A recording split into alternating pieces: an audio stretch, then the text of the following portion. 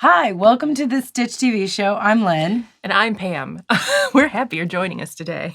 The Stitch is an online quilt talk show, the perfect soundtrack for your sewing room. You can join us for twice monthly talk shows, virtual stitch-ins, book clubs, and podcasts. You can learn more about us at thestitchtvshow.com. Our show today is brought to you by our friends QT Fabrics and EnMart. You can learn more about each of them in the links in this episode's show notes.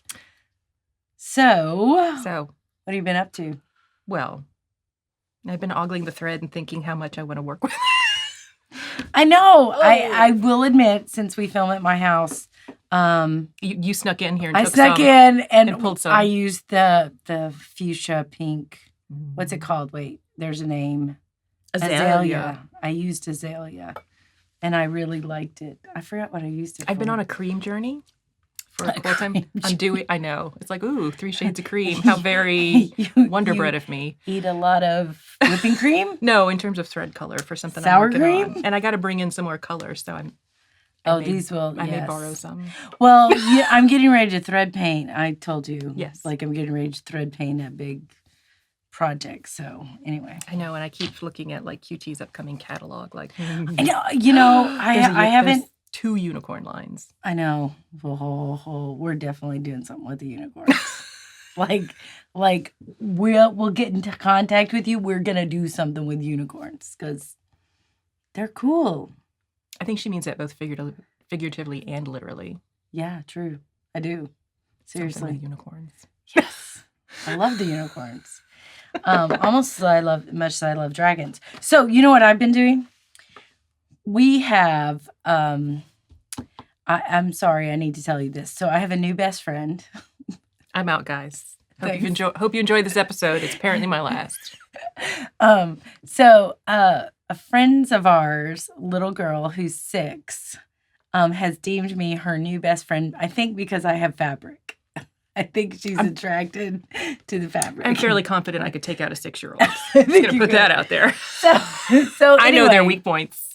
So anyway, they nap. Do. You could sneak right in. Right. She's great. Actually. Tell me. How great is she? So anyway, what I was going to say is. Excited to hear this. So anyway, my new best friend is 6 years old. And so our guild has this program for the upcoming quilt show where we're doing this block party and we're to go find out in the wilderness children. That's how fairy tales start, Lynn. Have you prepped with a lot of candy? Exactly. And warmed your oven? No. So, anyway. I did notice a lot of breadcrumbs when I walked in today. That was interesting. That was a new look. Oh, well. Stop it. So.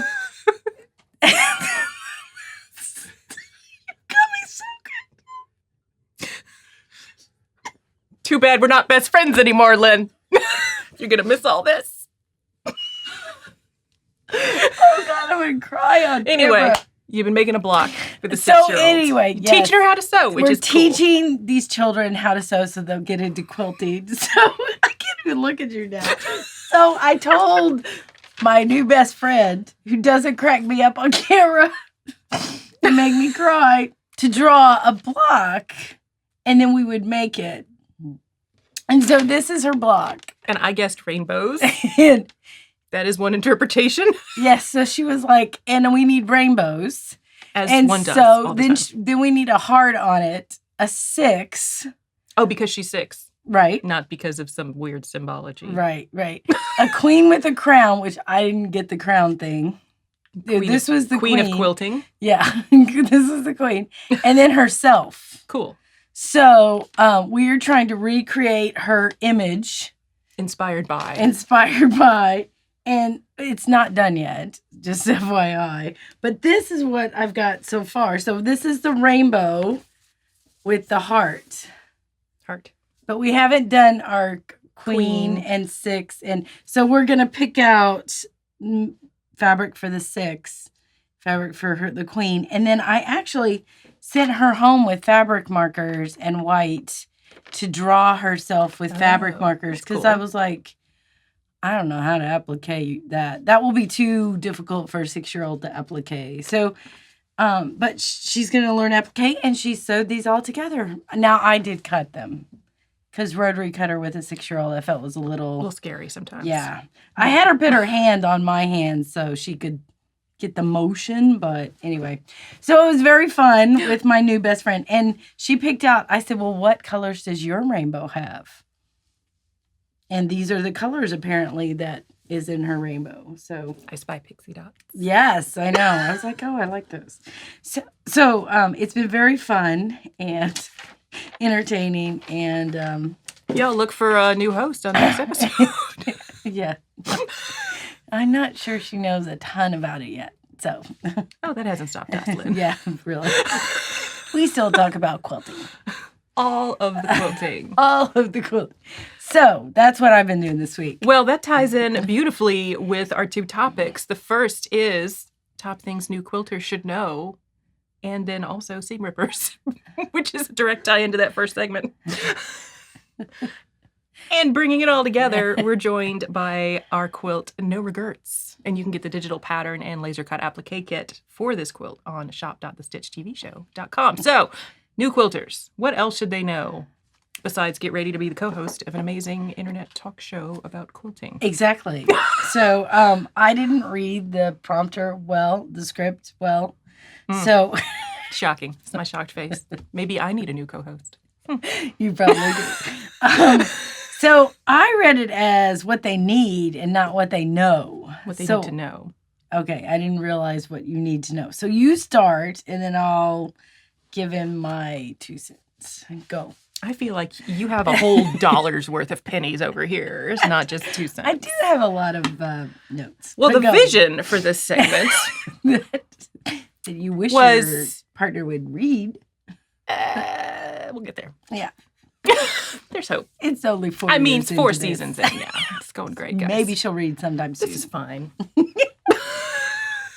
So I envisioned it as like just kind of advice when you're starting out. I think that's great. Isn't That's a it, good though? idea. I'm so glad I prepared for that. I am glad you did too. Since we and- get comments that we're not prepared. Oh, yeah. Which ties in directly to my first piece of advice, which is that the quilt police are not real. Right. Like, there are Judgy Judys out there, like, all Yes. over the place, but you don't have to listen to them. Right. Even if they leave crappy comments on your YouTube channel. No, now they can leave whatever They're comment they welcome want. to leave comments, but you you just can ignore them. And this has come up in my day job where I have received feedback, and I think, I hear what you're saying.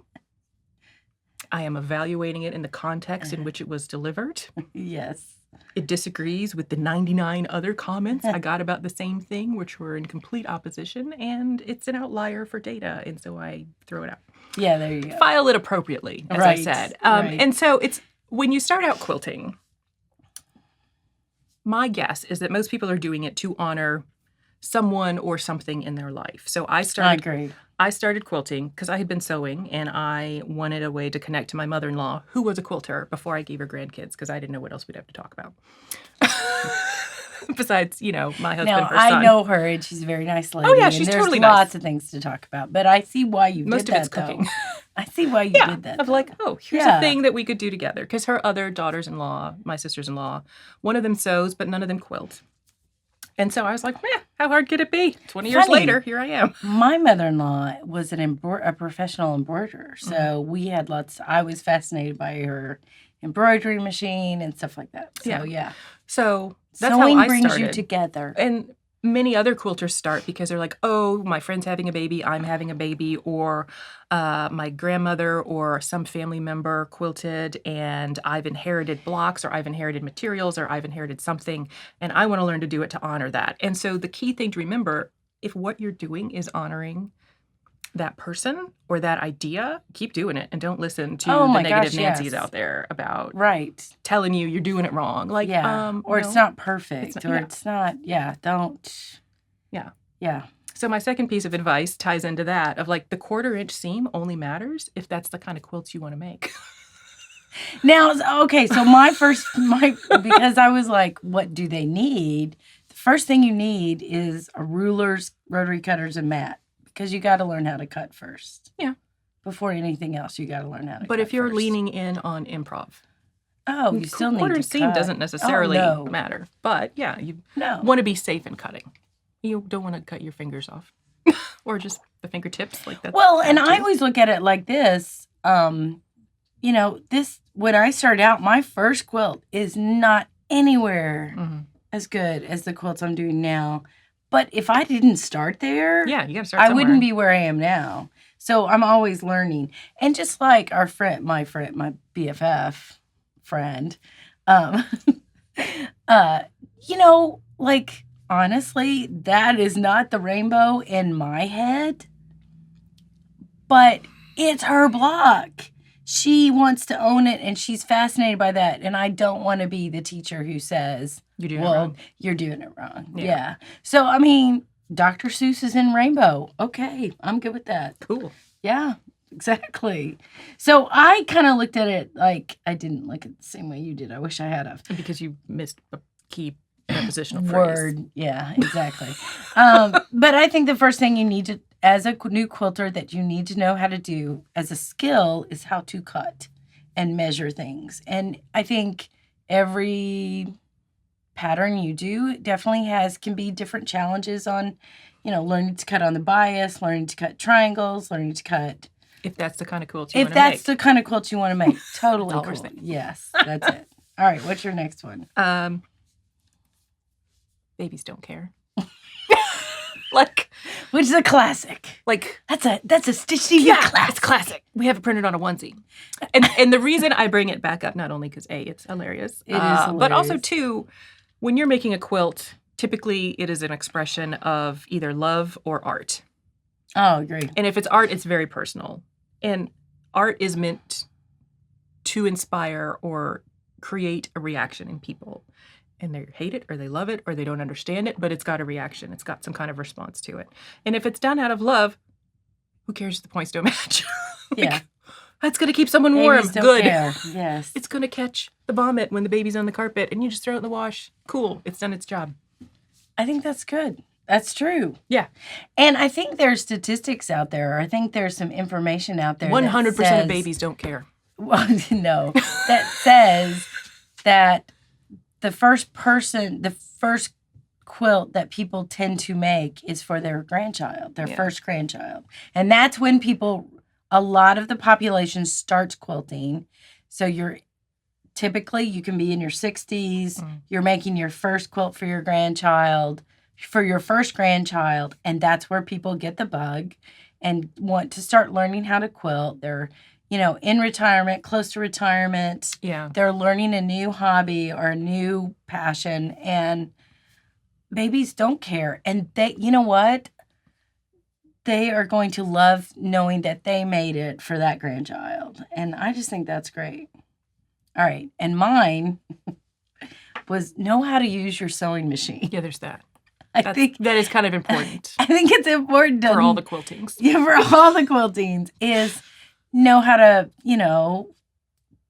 fill a bobbin, know how to thread your machine, know how to change needles, know how Even if you never do? I've changed my needle. Oil your machine. Now, I've done it more. I've done it a lot more than once. And then if you're buying a quilting or if you're buying a sewing machine, if you are a quilter, some of the things I like in a quilting machine, if you're buying a new machine, is needle up, down, knee lift, the needle adjustment, to where you can move it all the way over to the left or right. Those are things that I would look for in a sewing machine. So know how to use your sewing machine. Take time to, if you're buying it from a sewing machine store, go to classes. They will offer you classes on how to use your machine, and those are invaluable. Yeah. So, because I promise, you'll be sewing at 10 o'clock at night, and you'll get so frustrated because something got caught in the bobbin, and if you know a few little tips, you can get out of that situation and continue to sew. So you could even look it up on the YouTubes. You could.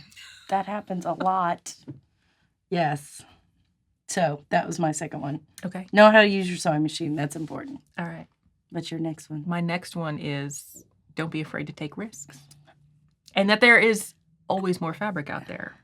Asterisk. If you're using vintage linen you've inherited from a family, maybe practice on something else first. Oh, that's a good point. I felt like know how to take risks should be one of mine. Like, that's kind of where I live. Like, will this work? Let's try it. You know. Yeah. So. This was more about, yeah. There's lots of fabric. Even when there are economic hardships and you can't afford to go buy like all the beautiful things that are new in store, you can make beautiful things out of recycled materials. Absolutely. Go to the thrift shop. Go to the thrift Buy shop. some shirts. Yep. Figure out how plaids work together. Like, not it's a thing everybody. I still haven't mastered, but those are amazing. They're beautiful. So mine is when you're buying fabric for your first quilt and the pattern says to buy 1.5 yards for this, I would almost buy 1/4 yard to 1/2 yard extra for my first, just because you're learning how to cut for the first time, or you're learning how to, it gives you that leeway.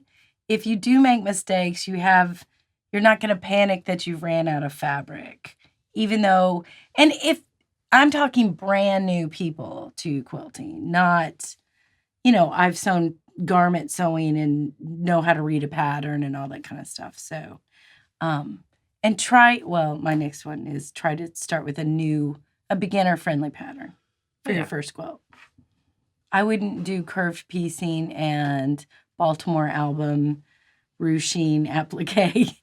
There are people that have done that and been very successful and gone on to win ribbons and shows with their first quilt, which is amazing. Yes. But that is the exception, not the rule. Right. And I want you to be successful because I personally want you to be successful so that you come back and make another quilt, because then you're addicted like us. Just saying. What's your next one? Learn how to use a seam ripper.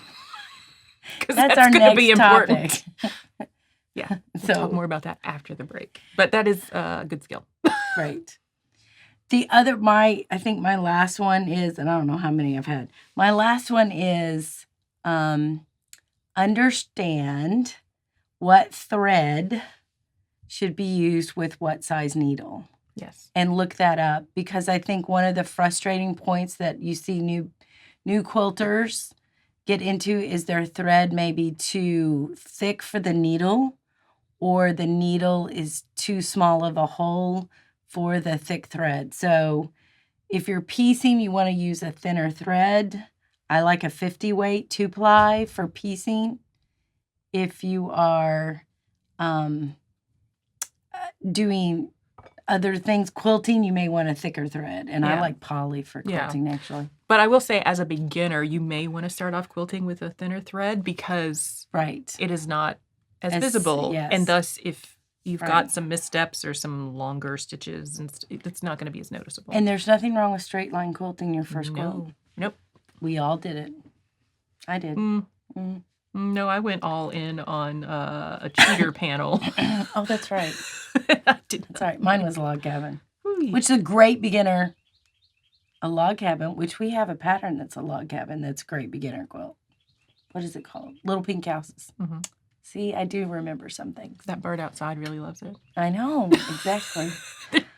He's very excited. Right, that's all I've got. That is all I have as well. Oh, good. Amazing. So we are, what are we going to do now? Now we're going to take a closer look at no regrets.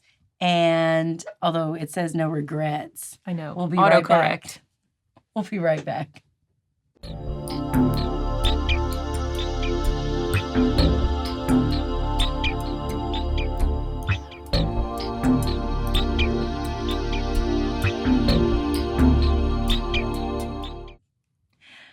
Okay, we're back. Are we? I don't know. So, when we turn on the whole people can watch us live filming, that's going to be interesting. So, it could happen soon. Anyway, we're looking into it. We're going to talk about seam rippers, which I was like, I don't know that I have a lot to say about seam rippers. Yes, they exist, and I think you should use them when needed. That's what I know. Okay. All right. So, Okay, literally, these are my notes. Fancy, and they can get dull. I also have they can get dull. Let me also point out my notes say they will get dull. Her notes say they dull. They dull. Which delighted me in my head. And now out there on the interwebs. That's what I'm saying. It's not just in your head anymore, is it? Okay. And they break too. Look, mine doesn't have the red ball, which is important. Well, okay. Well, put it on the nice camera over there so people can see a close up. And this, I think, it looks like the kind that you get like free with your machine. Mine is blue. Yeah, I have another one that says Bernina on it. Yes. I think it's dull too. Now, let's talk about the different parts. And this is not a good example. I also have missing it. a fancy one. Okay, I got fancy. Notice mine is Mine orange. detaches from the necklace. This used to detach from the necklace, but I broke the necklace. Nice. Okay, so put mine over there with yours, and we'll talk about the different parts. Okay. So, traditional seam rippers have one end with a pokey bit and one end with a little red ball on it. Now, I'm sure those are the scientific names. The pokey bit. Along the pokey bit is an actual blade, like a razor blade. And so another option is, in fact, an actual razor blade. I'm going to not hand that to you with the blade open. I actually have this very same razor blade. I know, because Didn't we got it in class. Yes. Okay. So now that is like a disposable razor blade where like the little tip will break off when it gets dull, and then you have a nice new blade right after that. Which you can get at the dollar store, by the way. Absolutely. So the reason I show the razor blade is that is something that I use in paper piecing. And the reason I use it in paper piecing is because paper piecing, you shorten your stitch length. From mine is typically 2.2 millimeters, and paper piecing I'll go down to 1.5. Yeah. And because those are so close together, and you're also cutting through some elements with paper, like it could just be kind of dodgy to use a traditional seam ripper. So that is why I have that more traditional razor blade in there.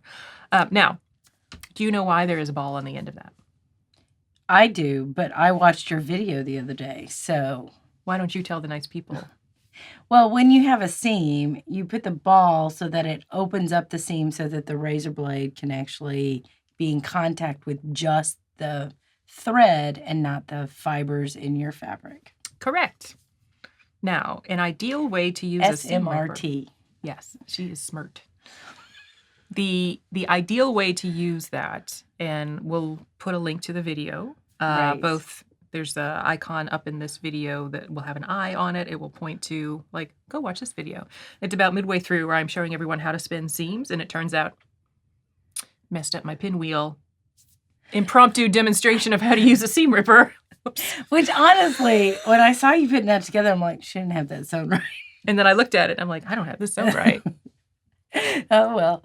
But I think I loved that video, not only because you taught people how to spin seams, but that you taught people that we all mess up. Oh, yeah. Well, and I promise. the temptation, if you're new to sewing and haven't ever taken a class on like how to use a seam ripper, because I don't even know that class exists, is to use the pointy bit to like individually pick out stitches, which is not terribly efficient. No, it'll take you forever. Exactly. And that's how I learned how to do it, was pick out stitches. That's as a quilter. Garment sewers learn Yes. what I showed on the video, where you put some tension on the seam. Right. You insert the ball down into the seam, and then with the tension, you can just push so the blade cuts through the threads. Right. And I've actually seen older vintage or antique clamps that people would use that would go on a table where it has some kind of like alligator clip, Like something a vice, like that. No, like a small vice grip. Right. That you would put. It reminded me of the things that you get at the dentist when they put the napkin on you. It's those little clips. Yeah. That's what it reminded me of. Yeah, and I that's spent to a put lot of tension time on at a dental office. And you can Not you can because do of my teeth, like though. an 80-inch long border that way. That does not Because make trust me, sense. I did. When I was doing the latest mystery quilt with Bunny Hunter, it's like I didn't pin properly, and so it was wavy. And I'm like, I gotta unsew this. Now the trick is when you're seam ripping, though, pay attention to any nested seams you have in there, because if you're not careful, your seam ripper blade can get in between the pieced bits and you will poke a hole in your fabric. Yes, that's the trick. Like, so that, put the tension on it and just go, works great if it's just 2 pieces of fabric. But and if not there's bunch a lot of piecing. seams in it, just Yeah. be careful. Yeah, just go a little slowly, but you Yeah. can still. You can still do it. Yeah. Now, there's another type of seam ripper that we don't have here, and it is a curved blade. So it's like a razor blade, but it's just curved. Oh, I don't have that one. No. Because I find it kind of scary. I'm always worried I'm going to cut myself. So I don't own one of those for safety reasons. But, okay, so because this is a cheap seam ripper and the ball has fallen off, I don't know how long ago, I still use it. But I don't think I can do stick it in there so that the ball, it would be easier to poke through Yes. your fabric without the ball than with the ball. But now, I will also say... It's a backup seam ripper. And this one that comes with the machine is not necessarily ideal because, like, my hand is way bigger than this. Yeah. And in an ideal world, when you're using it, you want to have the seam ripper. I'm left-handed, for those that don't know.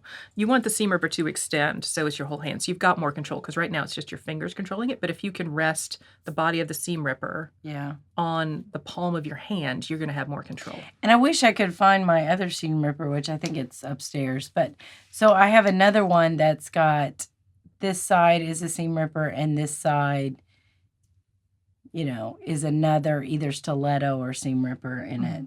And it's a little bit bigger that I like better. Yeah, and a friend of ours makes these, so we'll put a link to her shop. Yes, exactly. That's why we have the orange and blue. Although yours has purple in it. It's really pretty. Because I couldn't decide between my favorite colors. Okay. Okay, how do you use a seam ripper in quilting? Because we've been talking strictly about piecing. Oh, I have seen you do this, and you're much better at this than I am, because you pick out either the top or the bottom and then just pull the string. And I think you pick out the top and then you can pull the string. Okay, no, I don't know. I just do not. No, she does this much better than I do. Had a lot of practice with seam rippers. Because she was using Clementine, and the tension was off or something. Well, and you decided to take it out. And so we were both, like, if you have a long arm, you have to be able to get underneath the long arm and take out if tension problems happen. So I forgot why. I don't typically take out quilting stitches unless it is an egregious tension issue. It was an egregious If it's tension. this design doesn't look great, I'm like, well, now it's a design choice, and I'm just going to change the design on the rest of the quilts. And I'm like, I'm not ripping that out. Yeah. Babies don't care. I ain't got time for that. And most people won't ever see it. Exactly. Or it's like, oh, look at this special part of the quilt. Ooh, whatever. This was practice. So when I'm unstitching, because of a tension issue, typically that means eyelashing on the back. And that is where the top threads get pulled through to the back of the quilt, and you can see big loops of the top thread. And then the bobbin is like essentially a straight line, and there's just these loops of top thread. And the best way to pick out stitches that way is to use the seam ripper individually, just kind of like break that bobbin thread. So you're doing this on the back of the quilt. Oh. You do that and then because the tension is so bad and there is zero tension on the bobbin, you just pull it out and just pull it out. And then you can pull out the top. And then you just pull out the top because it's just loops. That's if it's eyelashing on the bottom. Correct. Okay. So you always want to pick out stitching on the side with more tension. Because remember, you didn't have enough tension on the top. Right. That makes sense. That's why it's coming through to the back. I'm with you now. Took me a second, but I'm totally with you. Because you couldn't do that if you just tried to pick out the top. You couldn't just pull it out. It would just catch on the bobbin thread. And so, so typically unstitching on quilting goes pretty quick because my tension's so wet. Oh, you had done a whole pass, and we took out that whole, and she was halfway done before I was like, she's got a lot of this. I should have paid a lot of practice with a lot of seam rippers. She took it out really quick. So, yes, I think that's good. And I will say this, the shorter your stitch length, the harder it is to take out any kind. So if you are putting your stitch length way down there, like for paper piecing, Or I actually have a tighter stitch length when I quilt than I think you do. Mhm. I'm running it almost to 13 stitches per inch. And I don't think you run it that high when I think you quilt. when I use your Yeah. long arm, it's set on like 11, whatever the Yeah, default is. yeah. So if it's got more stitches per inch, it's a little bit more difficult to take out because they're tinier. So that makes sense. So Have you seen the seam ripper? Oh, let me ask first. okay, I'm waiting. How do you make sure that you get all the stray threads out? Like if you have unstitched a piecing seam, how do you make sure you get all those little extra threads out? Well, one of the seam rippers that I have that I apparently couldn't find has this like rubber ball on it that you Yes. can Yes. like help get that And it out should be with. kind of like a grippy rubber. Yes. And so it just puts enough, you can just run it along the seam and it's it kind over of there, pulls. actually. I had one as well, but I will say there is kind of an expiration date on that rubber tip because mine got super solid and it doesn't work anymore. Yeah. Yeah. So But you could mimic that with something like a pink eraser, like school supplies. Like that'll pull Absolutely. that out as well. And again, you can get Yes. a 3-pack of those from the dollar store too. we love the dollar store. I think we should probably do a topic of all the cool quilting things you can get at the dollar That store. sounds like a live stream from the dollar store. Yeah, But not the scary one that we went to in Houston. Oh, no. It was kind of sketchy. total sketch. And had bars on the window. So we went, yeah. So we went to this dollar store and they had a security guard outside. Yeah. I'm like, it's $1. It's $1. What are you? Yeah. Okay. odd. So it was, yeah. It was not my jam. No. So, But so if you don't have that kind of flexible rubber tip, you can like pink eraser and just make sure it's of a quality that it's not going to just leave what we scientifically call at my house goobies all over your quilt. It's the little eraser bits that come off when you erase. Did you have a family conference to come up with that name? Oh, my mom was great at making up words. Oh, okay. Okay. I like that. And I have since migrated to the grown-up term schmutz instead of goobies. Which, I think Goobies is much better. It is. Yeah. And you can also use those erasers should to pull use that. fibers up out of your cutting mat too. Like if Yes. your rotary blade's dull. Well, certain cutting mats, the true. self-healing kind, Yes. not the really deep plastic kind. I don't think it works with that. No, there's not I much think hope you're for this. just like You're just stuck erasing with- stuff on Yeah. it. Yeah. By the way, don't use fabric dye on those plastic mats. Just saying. Pro tip. Pro tip. Because I dyed my plastic mat the other day. Good I was times. like, yeah. Like, oh, why is this blue stain? Oh. So how long would you say that you can use a seam ripper that you've seen like before the blade gets too dull to be worthwhile? Like a year, That's 2 like, years? that's like, no, I've probably had mine for 20 years, some of them. That's like how, okay, how often do you change your rotary cutter? I'm like, I use that thing till it's like so bad. And then I'm like, man, I should change this. And then as soon as I change it, I'm like, oh my God. So I probably should go, this should probably be something. I wonder if they have these at the dollar store. I wonder if I could finish a complete sentence. That would be amazing. That would be. I don't know. How often do you change them? I would say at least every 5 years. How do you keep track of that? I'm bad with time. Well, and I have one now that has like a nick in the blade because I think I went to seam rip something and there was a pin there. So much like you can dull a rotary blade and get a nick in it when you're like running over a pin. So if you have a nick in that, it'll be more frustrating than the $3 that you may save. And this is U.S. pricing. I'm not sure what seam rippers cost in the rest of the world. But for us, like you can get the bigger size one at a big box store. And they're, $3, $4, $5. I don't know. I probably should go buy 2 or 3 of them because I have them in various places. Oh yeah, you do. I mean, they're one of the least expensive tools that we have, and and I have a few different sewing machines, and I want them by all the sewing machines, so I'm not getting up and trying to go figure out where I put it. So Now, do you ever just rip seams to pull them apart? No. I do. Really? Yeah. Seriously? No, I've never just ripped a seam. I've ripped fabric.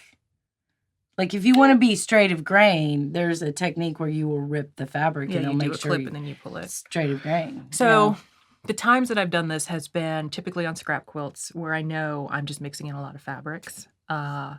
And it's on smaller pieces. It's not on like big 10-inch seams because you can warp your fabric in that way. Yes, but for you small can. pieces, you're not putting enough tension for a long enough period of time. And I'm talking like 2-inch, 3.5-inch and squares it's at not most. on bias. And it's not on bias because that would be a big key. Oh yeah. If you're That'll trying just to put rip a seam on bias, your triangle will go from this long to this Yeah. long. It will be It's not great. not pretty. Yeah. So for squares, basically, is what Okay. I'm talking about. Because I do a lot of leaders and enders piecing and how that works. So it's like 2-inch squares or 3.5-inch squares at most. And so I will use my seam ripper to just do like one little clip of the thread and then just yoink it. Goobers and yoinking. This is what you've learned today. Goobies. Goobies. Sorry. Goobers are a delicious candy. They Chocolate are covered peanuts. peanuts. Now we're thinking about chocolate covered peanuts. Now we're both like, chocolate would be so good right now. All right. So quiz. Quiz. Oh, now I have a quiz. Can you get your... You just saw my entire... I know. That's why I'm really having to carry this segment. Can you get your seam ripper blade sharpened? I want to say yes, you can, because we have a good friend who sharpens scissors, and you probably learned this by working in their booth at Houston. Ironically enough, this has never come up with them, but we can call and ask them. I Here's don't my know. phone. Let me text them. That's Hey. my guess. I have no I idea. have seen where you can't, like if it's a super fancy one, and I will say for the kind that we've got, These we can buy. yes, you can buy a replacement A that replacement and keep the yes. So So if you that can- dulls, I'm just gonna buy if you have a lot of emotional attachment to your seam ripper, you can. You would want to start asking at a place that does scissor sharpening. We should ask them. And they might look at you crazy. Well, the Our reason good that I'm not friends. sure is because These are so small. they are small, and typically the rig or the lathe or the whatever used to sharpen the scissors is just like a barrel drum that spins. Yes, and right. you can't get to the part of the blade because Without of losing the ball the ball. attachment. Right. So Which feels like it's just yes, plastic. yeah, it is plastic. Okay. So I did not think we could talk about seam rippers as long as we talked about seam rippers. we had a whole 50 minutes on thread. What are you talking about? We can That's talk about true. anything. We can. It's so true. So, yes, I didn't know you, but that's an interesting question. We'll ask them. And they're going to go, no, buy one here. They were like, we'll sell you a new one. Yeah, exactly. Do they sell seam rippers? I don't even know. Yes. Oh, okay. I know scissors, like lots of cool scissors. Oh, yeah. Yeah. Good times. Love scissors. Well, you know what they say, Lynn. As we unsew, so shall we weep. What is your favorite seam ripper? You can let us know. You can leave a comment on our blog or the YouTube episode or in our Facebook group, What's Up Stitches? I never know. I purposely never read that until now. I know. So That's all we have for this episode. Stepping on my Today's lines. show is made possible by EnMart and QT Fabrics. Find links to these wonderful companies in our show notes for today's episode. And we'd like to thank 77 Peaches and Big Think Productions for helping produce The Stitch. If you've enjoyed the show, please like, share, and subscribe. And don't forget to ring the bell. To turn on notifications on YouTube. The next virtual stitch-in is Friday, March 8th, 7 p.m. U.S. Eastern, broadcast live on our YouTube channel. And our next book club episode is why I usually February read this part. 22nd. So all those details and more can be found on our website, thestitchtvshow.com, along with links to purchase the Stitch TV Show merchandise and video classes. Tune in next time for more quilting chat with friends.